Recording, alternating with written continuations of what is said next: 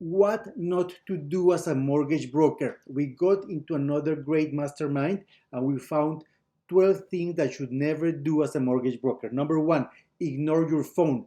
Never let it go to voicemail whenever possible. This is so important. People love speed. The faster you can get to your clients, the more value you're going to be able to fund. Number two, keep costs to a minimum. Um, Most people believe that you can start faster in mortgage brokering or you can get leads faster in mortgage brokering. You will get to a lot of leads, but that it takes time to get to a certain level. Keep costs to the minimum so you can stay longer in the industry and do not buy leads. A lot of agents and brokers have bought leads and have no return over that money spent. Be very, very careful where you're buying leads from any provider. Number three, lead with rates versus value. If you start the conversation with rate and later because of documentation or whatever you cannot get to that lender to that rate, your clients will lose faith in you. Look first at the documentation and if possible, delay the rate discussion to a later date when you have all the facts put together. Number four, what not to do as a mortgage broker. Stay in your lane.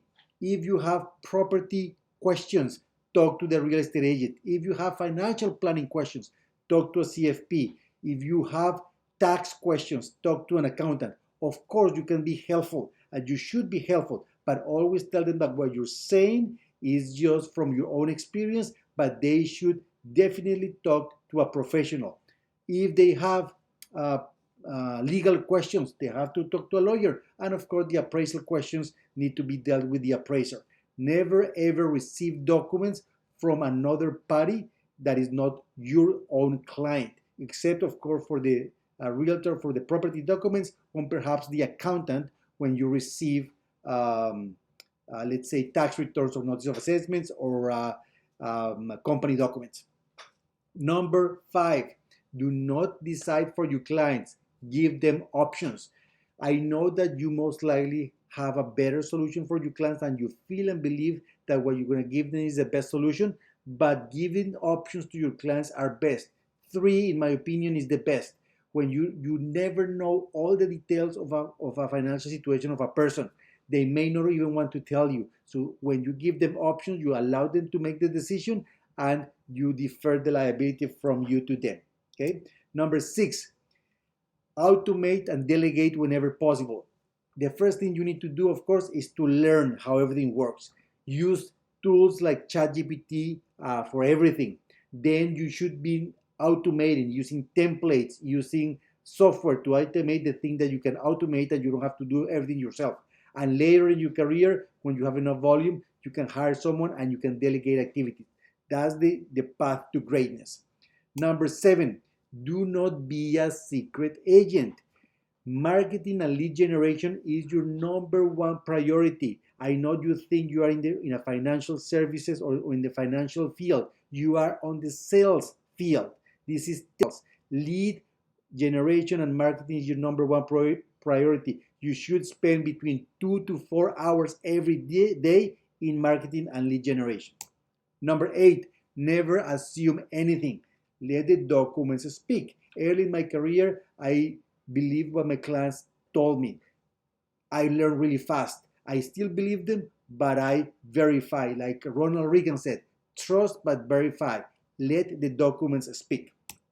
Number nine, a fast no is better than a slow no. Clients hate a slow no. Don't get or allow your clients to wait 1, 2, or 3 weeks and later tell them no.